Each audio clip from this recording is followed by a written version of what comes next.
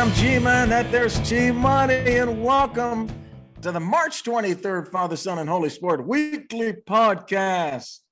Look at the AFC stock up and everybody going after Kansas City, Buffalo, and Cincinnati, three teams who have franchise quarterbacks 26 years old and under. No one wants to be left behind. The Browns trade for Watson. The Broncos get Wilson. The Chargers got their franchise quarterback. They're just trying to add to it. The Raiders add Devontae. And now Tyreek, the man behind me here, going to the Dolphins as they try to make themselves relevant with the Bills and Patriots in the same division. I still think the AFC, though, T-Money, is still, even with all that, Kansas City, Buffalo, Cincinnati, man. What do you think? Oh, man, diving right in, aren't we here? Hey, what's up, everyone? I'm here in the claw office, just taking questions already. Yeah, man, it's crazy right now. This is one of the wildest times. I mean, it's just been awesome to be a sports fan with all these trades going on. And on top of that, my Dukies are in the Sweet 16 of March Madness, had to represent. It's been a fun week here in March. Hey, and I've heard your Cincinnati quarterbacks kicking butt over there at the NFL Combine. Listen, looking good. Yeah. Desmond Ritter. I'm excited. Yeah. I'm excited. He's looking good, man. That guy could make it big. You never know. Yeah, he'll make it big. Hey, y'all do us a favor. Press the like and subscribe. We appreciate your support. Hey, I'm G-Man, and I got T-Money here with me bringing you football energy with the March 23rd edition of the NFL Rundown. It's a special segment of Father, Son, and Holy Sport Podcast Network, and brought to you by our friends at Woundwise IQ. Hey, let's kick it right off here, Team Money. Let's get right to it, man. We got Baker Mayfield and Jimmy G both looking for a job, man. Who would you rather have? It's definitely Baker Mayfield. One, he's younger. Jimmy G is going to be 32 going into next year. Two, Baker Mayfield is a better athlete. So he has a way better arm, and he's definitely more mobile. Okay. Now, I know Jimmy G is more accurate, but that's because he dinks and dunks. He doesn't throw the ball down the field other than when he wants to throw the ball to the other team, okay? Because he throws interceptions in the biggest moments of the biggest games. And Jimmy G himself is very injury prone, very, very injury prone. He's only played 2 full seasons in the 4.5 that he's been with San Francisco. So not looking great. Look at you. For Jimmy G long term as well. And you're going to have to give him a contract extension if you trade for him right now. Baker Mayfield, you might be able to get on the cheap as well. So I would go Baker Mayfield for sure. I just think in all aspects, he's a better player. And I like his fire too. I'm a fan of his fieriness. If he can control, the maturity in the locker room, which I think he has matured over the past 4 years or so. I like Baker Mayfield way more than Jimmy G, and it's not even a question. Look at you coming out of the gates, firing stats and everything. I like that. But you are totally wrong, man. Oh, here we go. Garoppolo is better. He's the better guy. He has 68% completion percentage. Baker's 60%. He was 12th in passing yards compared to Baker's 24th. Pro Football Focus rankings race Baker 27th out of 37 quarterbacks and Jimmy's 19 out of 37. I'd rather have Jimmy, man. Jimmy's a proven winner at the NFL level. Baker's a proven winner at the collegiate level, but he's not really shown it in the pros. Okay, so you're taking one season out of context. Let me just go to Jimmy G's season that he was hurt and dig out the fact that in 2018, when he only played 3 games, his passer rating was 27 because he was hurt the whole time. Baker Mayfield had a shoulder dislocated. Before that, he was playing very, very well in the few games before that happened. The year before, when he was completely healthy, 26 touchdowns, 8 picks, 65 or 95 passer rating, which Jimmy G can't sniff. And he took them to a playoff win, and he's a reason why they're winning games. Jimmy G is being drug along. He won in Green Bay, playing one of the worst games I've ever seen a quarterback play. And The offense didn't score a touchdown. The special teams did, and they won that game despite him. They win games despite Jimmy G. What'd he do in the NFC Championship game? Oh, yeah, he threw a pick in the biggest spot. That's what happens. Jimmy G does. He disappoints, and he gets carried by phenomenal coaching and teammates. Oh, did they like make the Niners. NFC Championship game? Because I didn't think Cleveland made it, So Jimmy's team made it to the NFC Championship game, but Baker's team didn't. You got to win, baby. You got to win. Hey, how about this? Baker, I'll give you, is better at commercials. That guy can kill it in commercials. Wherever he's going, he should do commercials. Guy's quarterback wins are not the reason these guys are making it. Ryan Tannehill was the number 1 seed in the AFC. Is he the best quarterback in the AFC, Gary? No, but he had a great team and a great run game. Don't give me this quarterback wins bull crap. Clearly, the better quarterback is Baker Mayfield. So, what's really interesting now? Here's 2 guys that are highly criticized. Look at the whole league. They're 2 of the most criticized quarterbacks, and they're on 2 of the best teams. And they're going to have to lead these teams that have a chance, both of them, to get to the Super Bowl and go somewhere else. It's a tough situation for these guys. For sure. I do feel bad for Baker Mayfield. But let's transition to the guy that the Browns did bring in. Deshaun Watson, they bring in a big-time guy from the Texans. What do you think? Did the Browns make the right move going for Watson and signing him? It's a very complicated answer. Baker was loved. He fit the culture. He doesn't have all the baggage that's going to maybe drag down the culture. We said last year that Baker was the weak link, though. We said all last year, what's the weak link for Cleveland? It was always Baker. Even though we love the guy, we love his work ethic and his motivation. But, it's entertainment to us. It's business to the team and the players. And those of us who watch it for entertainment, we may not like the move because we think, well, why should Watson, with all these off the field issues, why should they go for somebody like that? But from a business standpoint, you bring in a guy that threw for 4,823 yards, 9 yards per attempt in 2020, completed 70% of his passes. We just talked about Baker's 60%. And he threw 33 touchdowns and 7 interceptions on Houston. This guy is much more talented. So when you look at that, did they make the right move? I just say it's a complicated answer. Yeah, no, I agree with you. Off the field, I don't like it. I think the Browns think that they are better than they actually are. Like they think there's some esteemed organization and they can bring this guy in and, their culture is strong enough. No, it's not. 3 years ago, you were lucky to win a few games. Like, let's pump the brakes on the Browns thinking they're the Steelers or, these other organizations that are consistently solid here. I think the Browns are one of the few teams going into next year that are playing for 2023 because Deshaun Watson's going to get suspended. It's a done deal. He's going to miss at least 6 games. Not only that, they play the Chiefs division and they play the Tampa Bay Bucks division. Their home schedule is insane next year. They're not going to make the playoffs. If Deshaun Watson is going to miss 6 games minimum, and I really think minimum, then I think that they're ready for 2023. So that's first off. Second off, future looking forward. That's true. Just football wise, I do like the signing. Obviously, he's better than Baker Mayfield. Led the league in passing, and they got Amari Cooper now, elite number 1 guy that they can rely on. They got him locked up. They'll probably draft another receiver or bring back Landry. The rumors are they got an awesome defense. I think this team is young and hungry.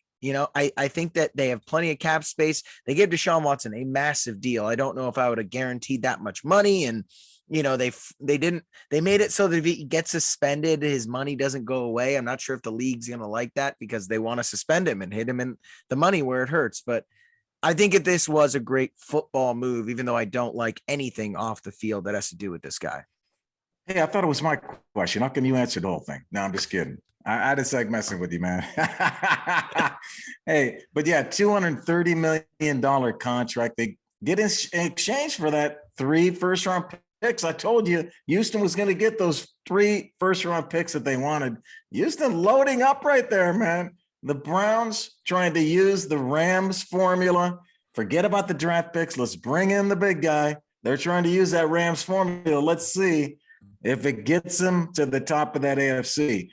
Let's move over, stay in that AFC, but let's move over to the AFC South and talk about the Colts. Last year, 9-8, they missed the playoffs. They throw their quarterback out of town after he's only there 1 year, and they bring in Matt Ryan, T-Money. Does that make them Super Bowl favorites? Man, that is a very tough question. I'm going to go with no.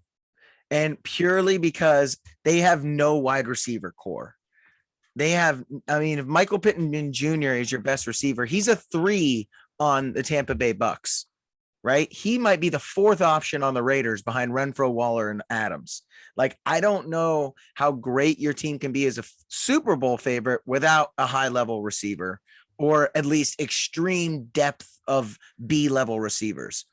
Now, Matt Ryan, I love in place of Carson Wentz, especially because they have the Falcons paying $40 million of the $60 million cap hit, which was a fleece of them. But Matt Ryan's good. A couple of years ago, he went 35-7 touchdown to interception ratio. The past few years, he's had a passer rating above 90. Carson Wentz didn't do that last year before he got to Indianapolis. I think it'll bring a steadiness to the position. I think Matt Ryan's had a horrible offensive line the past few years. Calvin Ridley's been out. Julio Jones was cut. I mean, he had no run game. I think this is going to be great for Matt Ryan, and he'll have a little bit of a career resurgence here. But my worry for them as Super Bowl favorites is I don't know how, if you take away Jonathan Taylor, what's their second punch? Yeah, the answer is they don't have one. Heck no. They aren't even close to the Super Bowl. I didn't even want to ask that question because they're not even close to the AFC Championship. These guys are blowing it. Yeah. Frank Reich saying you got to trust your quarterback. Said that all last year. Their quarterback was terrible. And now they got this 37-year-old guy that's going to gimp around back there. He's not going to do much better. They got JT, man. Thank God they have JT. Yeah. That's their only chance, right? What do you think they should do? Wide receiver. What do you think they should do? Like, what are they missing? They need a wide receiver. They need a left tackle. Yeah. No first-round pick. Little cap space. Thanks in part to Wentz. They just made some crazy moves with these quarterbacks. Gave up a lot. Yeah, I agree. They did give up a lot. I thought they should have signed Teron Armstead, the left tackle from the Saints. He's elite. But yeah, I don't know what they're doing. They've just kind of sat on their hands here with all this cap space. It's sat on their hands. It's been kind of interesting. You know, they still need a good corner. They don't have, I like their team. They have great building blocks, but like, are they waiting for a quarter? Because I think with Matt Ryan and you go get Tyreek Hill or Devontae Adams, you sign a left tackle and Stephon Gilmore. I mean, that's a legit contender there all of a sudden. But I agree with, there's just too many holes on this roster. They have a lot of high level talent, but there's no depth anywhere else there. And there's no there is no B level talent at some of the other positions. I love Darius Leonard at linebacker. Tennessee? Exactly. I don't see it. I love their linebacker. I love their guards. I like their quarterback, love their running back, but there's a lot of other positions on the field that they aren't even good at. So I'm on the same page with you, G. Hey, man, I like that. I like that you're there, man. I feel better when you're right there. We were talking about the Colts getting Devontae, but now he ends up going to the Raiders. The Raiders make a lot of moves. They trade the Packers for Devontae as well. I mean, what do you make of the Raiders right now after this Devontae trade? Raiders making moves, man. We've already said we love their coaching move. You did. That's one of my favorite coaching moves of the year right there. I almost made him my favorite out of all the coaching moves to get to the Super Bowl. I gave that to Minnesota last week, but I still love the Raiders coaching move. Devontae wanted to go. He wanted to get the cash. Green Bay didn't want to give it to him.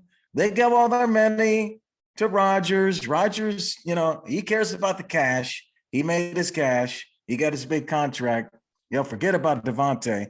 Devontae goes, finds his cash. He's now the number one paid receiver, $27.25 million. was set by DeAndre Hopkins. He passes that up 28.5 million per year for Devontae, and he is a stud, man. He's the number one receiver. He's gonna kill it out there.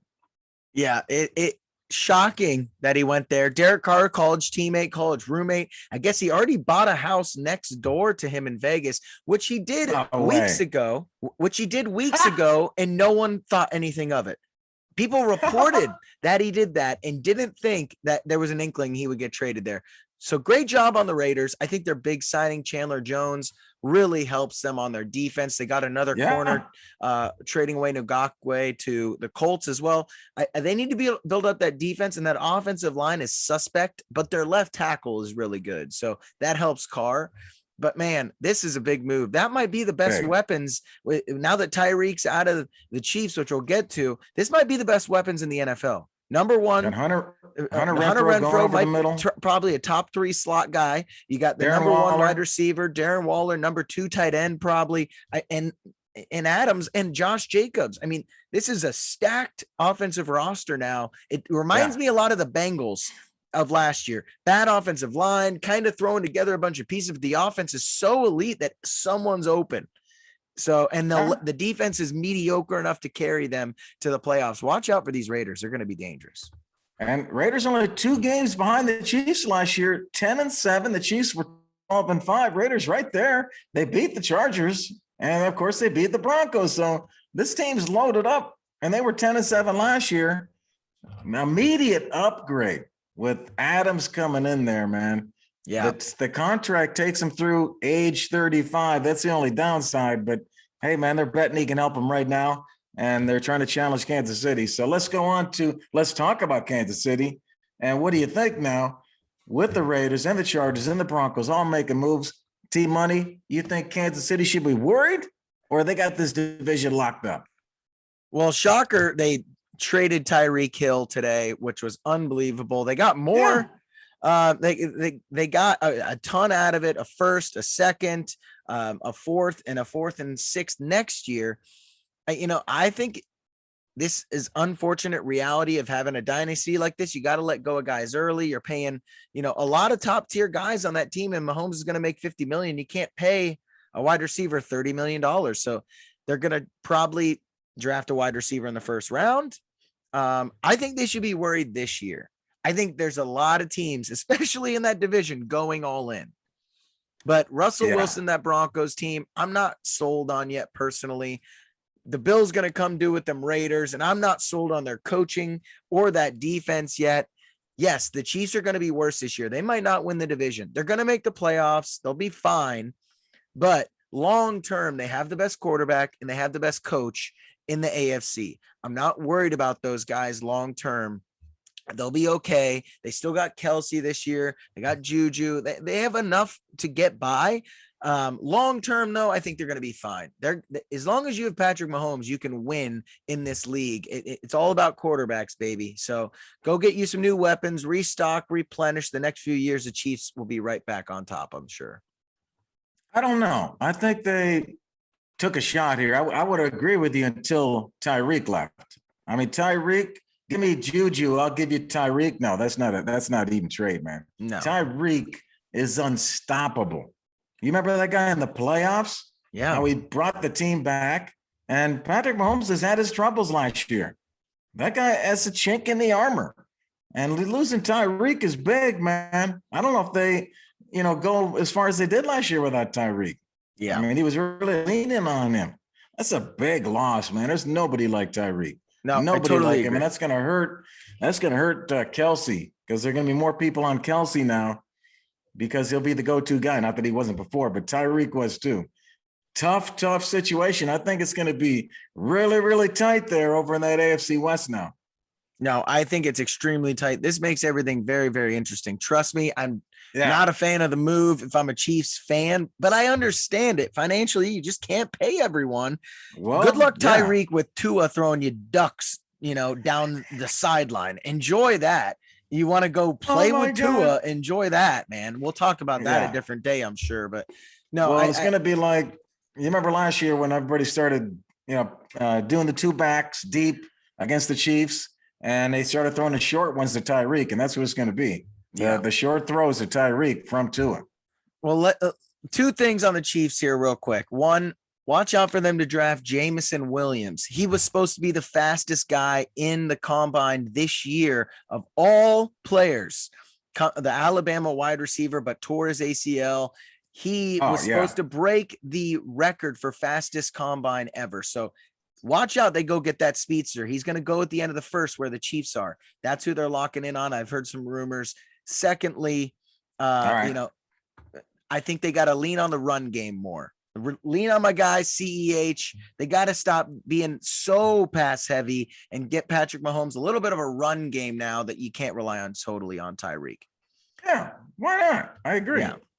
But let's move to another team that just signed the quarterback of the future. No, I'm just kidding. It's the Saints bring Jameis back here. You know, just a funny guy to watch. He's led the league in passing. He's been all over the place. He's doing crazy stuff on the sidelines. He's a funny guy to watch. He just reminds you of your uncle at a barbecue. Honestly, that's like all I can picture anytime I see him doing workouts and stupid stuff. But what do you think about the Saints? They were 5-2 when he was there last year. He was playing really well. Can he get the Saints back on track? What do you think about it?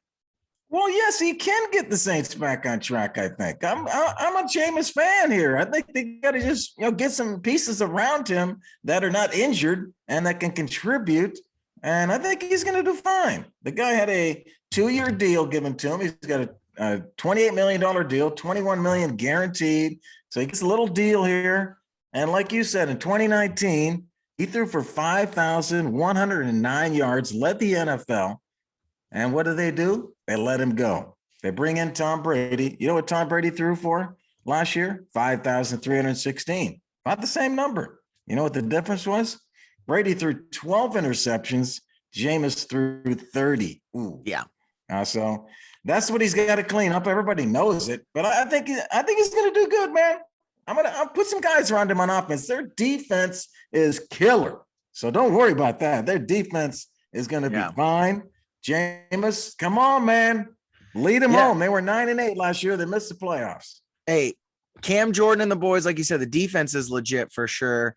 They still have the D coordinator there, Dennis Allen, who is now their head coach, worst head coaching hire of the year. But let me say this. You were worried about the interception. You went 14-3 interception ratio last year and had a passer rating of 102, higher than any of the guys we've talked to. He was focusing on it. Jimmy G, Baker, Matt Ryan, Carson Wentz, all these guys. 102 rating for Jameis when he played last year as a full-time starter. I'm sold on this guy being a starter in this league. If he can keep the interceptions down, he can sling that ball. I like him in the Saints. They got him at a pretty decent deal, 14 a year. You know, that's a pretty good deal as a starting quarterback. He stays healthy. These guys, that division's wide open. The Bucks aren't as great as everyone thinks. That roster's a little shaky, and the rest of the division's horrible. So I don't think so. I think the Bucks got the division, man. I think in the wild card because the division's so bad, and if they could sneak one off of the Bucks, they could easily make the playoffs here. Watch out. Yeah, no, I think so. The NFC is wide open. Wide open. Hey, with T-Money's all over, we hope you're loving the NFL Rundown. It's a special segment brought to you by the Father, Son, and Holy Sport Podcast Network. If you're interested in being a guest on our Rundown show, hey, reach out to us, man. This show is sponsored by Woundwise IQ. It's a patented mobile and analytics software app that automatically measures and analyzes chronic and surgical wounds. Just download the app in the App Store. You're ready to go to monitor and heal wounds. Learn more, woundwiseiq.com, y'all. Hey, if you love the show, press the like and subscribe and look for our shows and segments and clips wherever you play your podcasts. And we got a great website now, Father, Son, and Holy Sport.com. You can buy some merchandise. T-Money. Big week coming up here, man. Let's see what else happens in all of these activity here in the NFL. Oh, yeah. So much going on. So much more to happen. Exciting time. All right. Let's move on now to one of the better parts of the show here. This Chug and Chant. All right. Hey, I'm G-Man. I have T-Money here with me, bringing you sports energy with the March 23rd edition of the Chug and Chant. It's a special segment of the Father, Son, and Holy Sport Podcast Network. Hey, y'all, do us a favor, press the like and subscribe. We appreciate your support. Okay, T Money, man, giving up that seat up on the rooftop to Cousin Randy. Cousin Randy's taking over. We're going to go right up to him, high up on the San Francisco rooftops. It's Cousin Randy's Chug and Chant. Hey, what's going on? Welcome to this week's Chug and Chant. I'm Cousin Randy out here on a beautiful San Francisco rooftop, and I got one for you over there, sending it to the cold, cold depths of Wisconsin. But first, let me get this chug, and then we'll chat.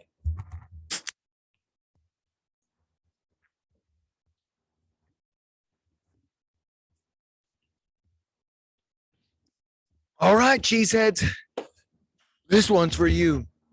You're no longer contenders. It's decided. It's over. I'm sorry. I don't care who says it. Aaron Rodgers can't carry anymore. You lost your best receiver, who might be the best in the league. Your only guy that Aaron would throw to. You lost a lineman. You lost your best defensive end in Zadarius Smith. He signed in your own division. It's over. You had a nice run. Aaron Rodgers can still be good, but who's your best receiver? Randall Cobb, Allen Lazard? Would they be the fourth best receiver on the Bucks or someone else? These guys are not going to do anything. Aaron Jones is going to be triple teamed every time he comes out of the backfield. It's over. Packers, you had a nice run, but you're no longer contenders. Aaron Rodgers can't win in the playoffs with Devonta Adams and all these boys, let alone without him. And oh my God, how dare you let Devonta get out of that building? Best receiver in the league. Oh man, that offense is going to be poor. Packers, you had a nice run. You had Favre, then you had Rodgers. You had 20, 30 years of greatness, but it's over. No longer contenders. The Super Bowl bubble has popped, and it's done. G-Man, T-Money, you think these Packers are done? Hey, Cousin Randy there. That is funny with I love his Sunshine Village sweatshirt. The Super Bowl bubble has popped. Yes, it has. I didn't think it was there.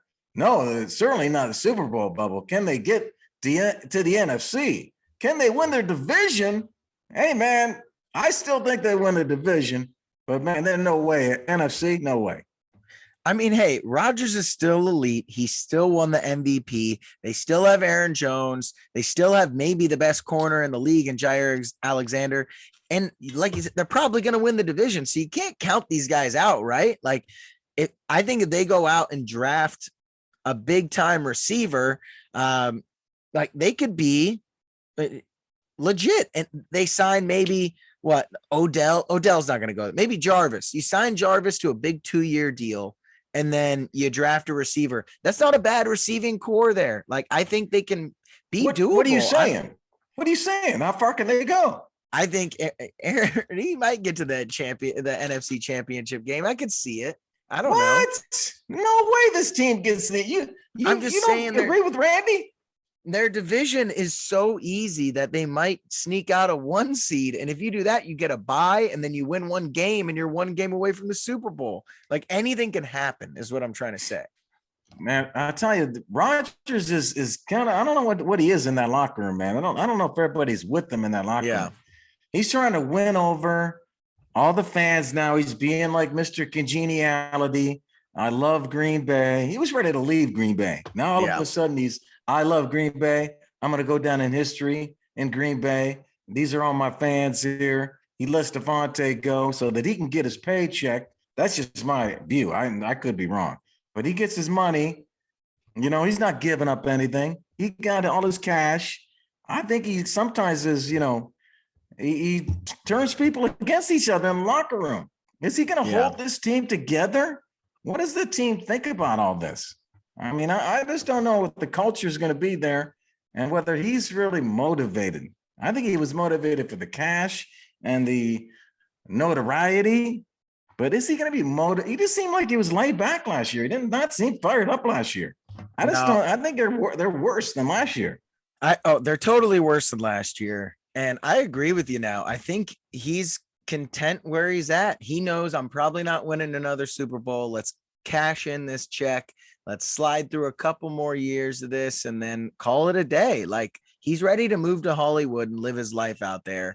And so I think that that's what he's probably going to do. Yeah, I think so too, man. I mean, the Packers got some great picks for Devontae. You know, the Raiders sent Green Bay the 22nd overall and the 53rd overall. So the Packers now have 4 picks in the top 60. So that's pretty good. Mm-hmm. You know, they got something good for them. I think that's building for the future, though. I think they're going to dip down for a couple years before they get back up there again. Yeah, totally agree. They're in a bad spot. Hey, we hope you love the Chug and Chant this week. Cousin Randy, Team Money, myself, special segment brought to you by Father, Son, and Holy Sport Podcast Network. And if you're interested in being a sponsor of the Chug and Chant or being on the show, doing the guest chug with Randy up there, come on, man. Let us know. And if you love the show like we love you, press the like and subscribe. You can find us wherever you play your podcasts. Look for all of our shows and segments and check out our new website where you can buy merchandise, Father, Son, and Holy Sport.com. On behalf of Team Money, I'm G-Man. We'll see you next week. All right. See ya. Peace.